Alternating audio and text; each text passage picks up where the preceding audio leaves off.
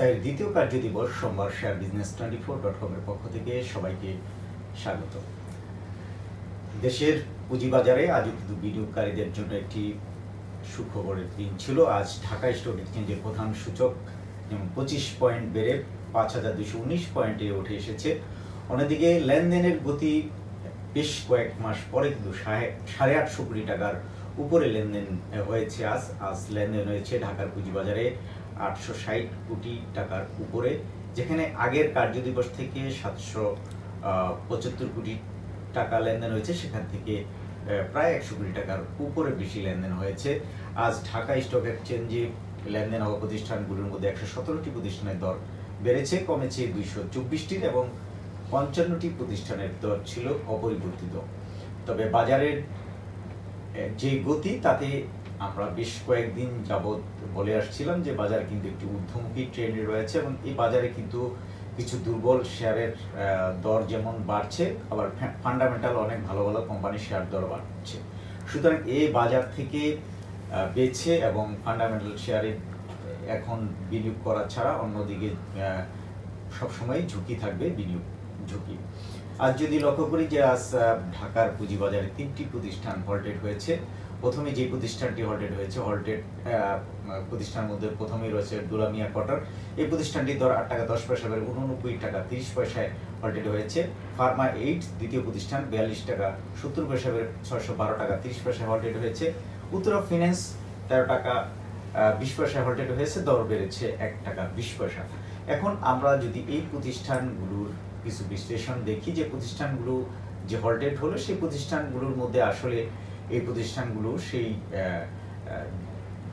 যে বাড়াটা ডিজার্ভ করে কিনা। দুলামিয়া কটন প্রথমেই দেখি যে জেড ক্যাটাগরির এই কোম্পানিটি কিন্তু 1 বছর আগে পজিটিভ রিটার্ন দিয়েছিল 38.10% পজিটিভ, সেখান থেকে কিন্তু গত 6 মাসে নেগেটিভ রিটার্ন দিয়েছে -0.49%।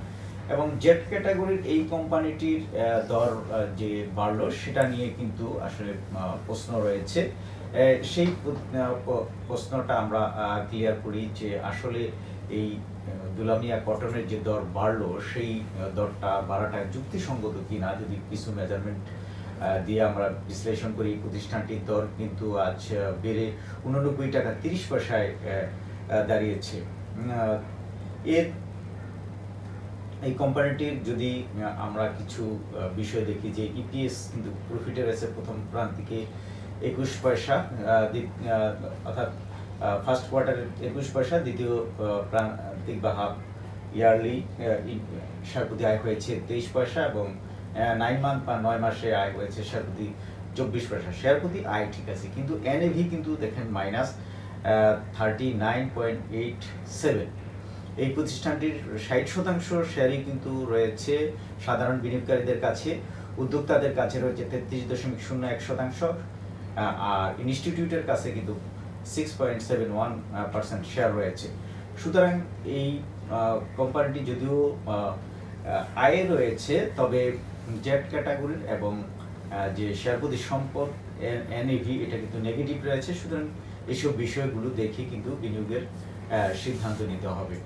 দ্বিতীয় যে প্রতিষ্ঠানটি ফার্মা 8 নিয়ে বলতে গেলে যে প্রতিষ্ঠানটির দর আজ 42 টাকা 70 পয়সা বেড়ে 612 টাকা 30 পয়সায় লেনদেন হলো।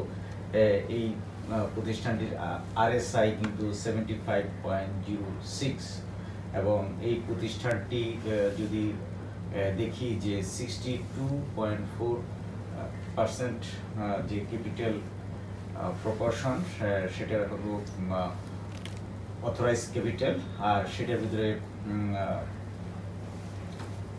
পেইড আপ ক্যাপিটাল রয়েছে 31.20 মিলিয়ন এবং যে রিমেইনিং ক্যাপাসিটি বাকি আছে প্রতিষ্ঠানটির 18.80। অন্যদিকে এই প্রতিষ্ঠানটিও কিন্তু প্রথম, দ্বিতীয়, তৃতীয় প্রান্তিকে লাভে রয়েছে। প্রথম প্রান্তিকে 5 টাকা 66 পয়সা শেয়ার প্রতি আয় করেছে, দ্বিতীয় প্রান্তিকে 11 টাকা 32 পয়সা, তৃতীয় প্রান্তিকে 15 টাকা 77 পয়সা। আর এনএভি কিন্তু প্রতিষ্ঠানটির পজিটিভ রয়েছে 115 টাকা 52 পয়সা। আর এই প্রতিষ্ঠানটির সাধারণ বিনিয়োগকারীদের কাছে 60.03% এবং প্রাতিষ্ঠানিক বিনিয়োগকারীদের কাছে বড়টি শেয়ার রয়েছে 16.39%। তবে উদ্বেগের বিষয় হলো যে উদ্যোক্তা পরিচালকদের কাছে কিন্তু শেয়ার রয়েছে প্রতিষ্ঠানটির 23.58%, অর্থাৎ 30% শেয়ার কিন্তু নেই। অন্যদিকে তৃতীয় যে প্রতিষ্ঠানটি হল্টেড হয়েছে উত্তরা ফিন্যান্স, এই প্রতিষ্ঠানটি দেখেন 1 টাকা 20 পয়সা বেড়ে 13 টাকা 20 পয়সায় আজ হল্টেড হলো। এবং এই প্রতিষ্ঠানটির যদি লক্ষ্য করি যে 7.82% শেয়ার আছে বিদেশিদের কাছে, ইনস্টিটিউটের কাছে কিন্তু বড় একটি শেয়ার আছে 32.2%, আর উদ্যোক্তাদের কাছেও কিন্তু ভালো শেয়ার রয়েছে 44.44%, আর সাধারণ বিনিয়োগকারীদের কাছে 15.32% শেয়ার রয়েছে। এই প্রতিষ্ঠানটি প্রথম, দ্বিতীয়, তৃতীয় প্রান্তিকে প্রফিটে রয়েছে। প্রথম প্রান্তিকে 1 টাকা 77 পয়সা শেয়ার প্রতি আয় করেছিল, অর্ধবার্ষিকীদের যেখানে 2 টাকা 87 পয়সা বেড়েছে। তৃতীয় প্রান্তিকে অবশ্য কিছুটা খারাপ করেছে, 9 মান্থে 1 টাকা 68 পয়সা শেয়ার প্রতি আয় করেছে। এনএবি পজিটিভ রয়েছে 64.22। এখন আমরা আজ যে ইন্ডেক্স মুভার যে প্রতিষ্ঠানগুলো রয়েছে সেই প্রতিষ্ঠানগুলোর সম্পর্কে দেখি। যে গ্রামীণ ফোন কিন্তু এই যে গত 1 বছরে যে একটা ধাক্কা সেটা লেগেছিল, তারপরে কিন্তু এখন আবার মুভমেন্ট করছে। 21% পজিটিভ রিটার্ন দিয়েছিল 1 বছর আগে। গত 6 মাস অবশ্য নেগেটিভ রিটার্ন দিয়েছিল -9.04%। এখন আবার পজিটিভ হয়েছে প্রতিষ্ঠানটি, অর্থাৎ ধীরে ধীরে বিনিয়োগকারীদের মুনাফা দিচ্ছে। এবং প্রথম, দ্বিতীয় প্রান্তিকে কিন্তু প্রতিষ্ঠানটি আয় রয়েছে। সম্প্রতি 6 মাসের যে প্রান্তিক প্রকাশ করেছে তাতে দেখা গেছে যে গ্রামীণ ফোনের 1,500 কোটি টাকার উপরে মুনাফা হয়েছে, এবং সেই যে মুনাফার খবরেই কিন্তু এখন প্রতিষ্ঠানটি পজিটিভ হয়েছে। আজ 310 টাকা 10 পয়সায় লেনদেন হয়েছে, 2.34% দর বেড়েছে। প্রতিষ্ঠান পি রেশিও 11.27। অন্যদিকে যদি দেখি যে এই প্রতিষ্ঠানটি গত 25 মে কিন্তু 272 টাকায় নেমেছিল, সেখান থেকে কিন্তু এখন বাজার পজিটিভ হওয়াতে ধীরে ধীরে প্রতিষ্ঠানটির দর বাড়ছে। এরপর আমরা যে প্রতিষ্ঠানটি দেখব BADBC। অনেকদিন বলে আসছেন, যখন এটা দর ছিল 250 টাকা তখন কিন্তু আমরা আলোচনা করেছি যে এই প্রতিষ্ঠানটির দর কিন্তু তখনই অবমূল্যায়িত অবস্থায় ছিল। যারা ওই সময় শেয়ারটি কিনেছেন তারা কিন্তু এখন শেয়ার প্রতি 50 টাকার মতো মুনাফায় রয়েছেন। এবং গত 1 বছরে মার্কেট রিটার্ন যদিও প্রতিষ্ঠানটি -11.58% নেগেটিভ, গত 6 মাসে -17.16% নেগেটিভ।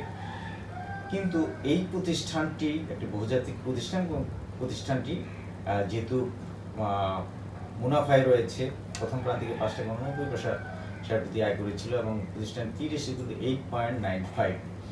এবং এই প্রতিষ্ঠানটির দর দেখেন গত 28 মে ছিল প্রতিষ্ঠানটির দর 252 টাকা 13 পয়সা। তারপরে থেকে কিন্তু বাজার খারাপ অবস্থায় মধ্যেও কিন্তু ধীরে ধীরে প্রতিষ্ঠানটির দর বেড়েছে, এবং এখন কিন্তু একটি ঊর্ধ্বমুখী ট্রেন্ডে রয়েছে। সুতরাং এইসব শেয়ার দেখে শুনে যদি বিনিয়োগের সিদ্ধান্ত নেওয়া যায় তাহলে কিন্তু এইসব শেয়ার থেকে বিনিয়োগ, এবং সেই জন্যই কিন্তু এইসব শেয়ারের ক্রয় চাপ বেড়েছে এবং এই প্রতিষ্ঠানগুলোর দর বাড়ছে।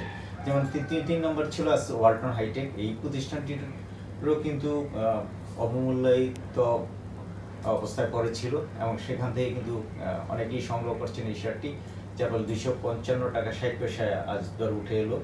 প্রতিষ্ঠানটি যদিও 6 মাসে নেগেটিভ রিটার্ন দিয়েছে, প্রতিষ্ঠান -13.94% নেগেটিভ, তবু এই প্রতিষ্ঠানটি 3 প্রান্তিকে শেয়ার প্রতি তৃতীয় প্রান্তিকে কিন্তু বড় ধরনের একটি মুনাফা করেছে। সুতরাং শেয়ারটির দর এখন ঊর্ধ্বমুখী ট্রেন্ডে রয়েছে। প্রতিষ্ঠানটির পি রেশিও কিন্তু 9.83, যা একটি ঝুঁকিমুক্ত শেয়ার বলা যায়। এবং এরপরে রয়েছে ইসলামী ব্যাংক।